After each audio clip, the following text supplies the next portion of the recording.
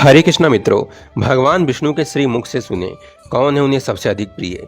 एक बार की बात है, भगवान नारायण बैकुंठ लोक में सोए हुए थे। उन्होंने स्वप्न में देखा कि करोड़ों चंद्रमाओं की कांति वाले त्रिशूल डमरूधारी त्रिलोचन भगवान शिव प्रेम और आनंदित होकर उनके सामने नृत्य कर रहे हैं। उन्हें देखकर भगवान विष्णु हर्ष से गदगद हो उठे और अचानक उठकर बैठ गए और कुछ देर मग्न हो गए। उन्हें इस प्रकार बैठे देखकर लक्ष्मी जी उनसे पूछने लगी, भगवान, आपके इस प्रकार अचानक निद्रा से जागने का क्या कारण है। भगवान ने कुछ देर उनके इस प्रश्न का कोई उत्तर नहीं दिया और आनंद में निमग्न हुए चुपचाप बैठे रहे। कुछ देर बाद हर्षित होते हुए बोले, देवी, मैंने अभी स्वप्न में भगवान शंकर के दर्शन किए। उनकी छवि ऐसी आनंदमय और मनोहर थी कि देखते ही बनती थी। मुझे लग रहा है कि भोलेनाथ ने मुझे स्मरण किया है। चलो कैलाश में चलकर हम लोग महादेव के दर्शन करते हैं। ऐसा विचार कर दोनों कैलाश की ओर चल दिए। भगवान शिव के दर्शन के लिए कैलाश मार्ग के आधे दूर गए कि देखते हैं कि भगवान शंकर स्वयं पार्वती माता के साथ उनकी ओर चले आ रहे हैं। अब भगवान के आनंद का तो ठिकाना ही नहीं रहा। पास आते ही दोनों परस्पर बड़े प्रेम से मिले। ऐसा लगा मानो प्रेम और आनंद का समुद्र चारों ओर उमड़ पड़ा हो। एक दूसरे को देखकर दोनों के नेत्रों से आनंद अश्रु बहने लगे। दोनों ही एक दूसरे से लिपटे हुए कुछ देर खड़े रहे। जब विष्णु भगवान ने शिव शंकर से पूछा तो मालूम हुआ कि शंकर जी को बरात्रि में इसी प्रकार का स्वप्न हुआ कि मानो विष्णु भगवान को वे उसी रूप में देख रहे हैं जिस रूप में उनके सामने खड़े हैं। दोनों के स्वप्न के वृत्तांत से अवगत होने के बाद दोनों एक दूसरे को अपने निवास ले जाने का आग्रह करने लगे। नारायण ने कहा कि वैकुंठ चलो और भोलेनाथ कहने लगे कि कैलाश की ओर प्रस्थान किया जाए। दोनों की आग्रह में इतना अलौकिक प्रेम था कि यह निर्णय करना कठिन हो गया कि कहाँ चला जाए। इतने में ही क्या देखते हैं कि वीणा बजाते हरि गुण गाते नारद जी कहीं से आ निकले। बस फिर क्या था, लगे दोनों उनसे निर्णय कराने कि कहाँ चला जाए। बेचारे नारद जी तो स्वयं परेशान थे इस अलौकिक मिलन को देखकर। वे तो स्वयं अपनी सुध-बुध भूल गए और लगे मस्त होकर दोनों का गुणगान करने।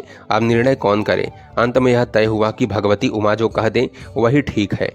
भगवती उमा पहले तो कुछ देर चुप रहीं। अंत में वे दोनों की ओर मुख करते हुए बोली, हे नाथ, हे नारायण, आप लोगों के निश्चल अनन्य एवं अलौकिक प्रेम को देखकर तो यही समझ में आता है कि आपके निवास अलग अलग नहीं है। जो कैलाश है वही वैकुंठ है और जो वैकुंठ है वही कैलाश है। केवल नाम में ही भेद है। यही नहीं, मुझे तो ऐसा प्रतीत होता है कि आपकी आत्मा भी एक ही है, केवल शरीर देखने में दो हैं।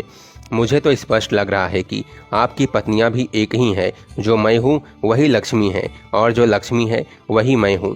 केवल इतना ही नहीं, मेरी तो अब यह दृढ़ धारणा हो गई है कि आप लोगों में से एक के प्रति जो द्वेष करता है वो मानो दूसरे के प्रति ही करता है। एक की जो पूजा करता है वह मानो दूसरे की भी पूजा करता है। मैं तो तय समझती हूँ कि आप दोनों में जो भेद मानता है उसका चिरकाल तक घोर पतन होता है। मैं देखती हूँ कि आप मुझे इस प्रसंग में अपना मध्यस्थ बनाकर मानो मेरी प्रवंचना कर रहे हैं, मुझे असमंजस में डाल रहे हैं, मुझे भुला रहे हैं। अब मेरी यह प्रार्थना है कि आप लोग दोनों ही अपने अपने लोक की ओर पधारिए। श्री विष्णु यह समझे कि हम शिव रूप में बैकुंठ जा रहे हैं और महेश्वर यह माने कि हम विष्णु रूप में कैलाश गमन कर रहे हैं। इस उत्तर को सुनकर दोनों परम प्रसन्न हुए और भगवती उमा की प्रशंसा करते हुए दोनों ने एक दूसरे को प्रणाम किया और अत्यंत हर्षित होकर अपने अपने लोक को प्रस्थान किया।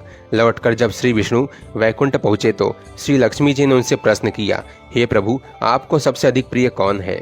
भगवान बोले, प्रिय, मेरे प्रियतम केवल श्री शंकर हैं। देहधारियों को अपने देह की भांति वे मुझे अकारण ही प्रिय हैं। एक बार मैं और श्री शंकर दोनों पृथ्वी पर घूमने निकले। मैं अपने प्रियतम की खोज में इस आशय से निकला कि मेरी ही तरह जो अपने प्रियतम की खोज में देश देशांतर में भटक रहा होगा वही मुझे अकारण प्रिय होगा। थोड़ी देर के बाद मेरी श्री शंकर जी से भेंट हो गई। वास्तव में मैं ही जनार्दन हूँ और मैं ही महादेव हूँ। अलग अलग दो घड़ों में रखे हुए जल की भांति मुझमें और उनमें कोई अंतर नहीं है। शंकर जी के अतिरिक्त शिव की चर्चा करने वाला शिव भक्त भी मुझे अत्यंत प्रिय है। इसके विपरीत जो शिव की पूजा नहीं करते मुझे कदापि प्रिय नहीं हो सकते। इस तरह जो शिव की पूजा करता है वह वैकुंठवासी विष्णु को भी स्वीकार है और जो श्री विष्णु की वंदना करता है वह त्रिपुरारी को भी मना लेता है। बोलिए हर हर महादेव। जय श्री नारायण। हरे कृष्णा। राधे राधे।